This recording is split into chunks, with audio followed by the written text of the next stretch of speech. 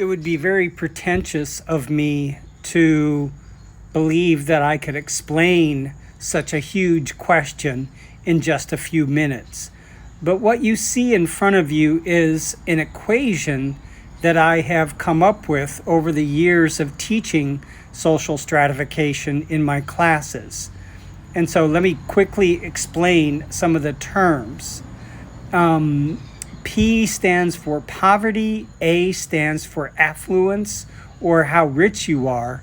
And so the typical equation that people use is that poverty or affluence is the interaction between two variables: a person's abilities and their character, and the social structure in which they live. But over the years, I've made the equation much, much more complicated. And so the final equation is P/A equals F times IC times PS times C, and you can see it there. I don't need to read that off. And so that's my long equation. Poverty is P, A is affluence, F is function. So we're saying that there's a lot of variables that interact. IC stands for individual character. PS stands for your privilege score.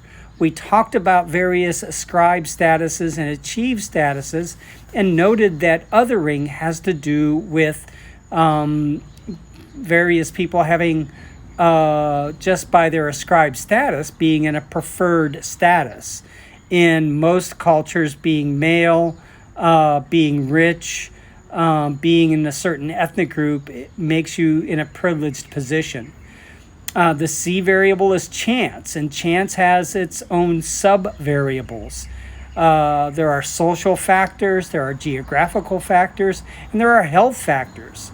So if you look at all these together, whether or not you are rich or poor, poverty or affluence, is a function of individual character, times the various privileges you have, times your a lot of chance kinds of variables, like where you were born, what kind of health you have, and so on.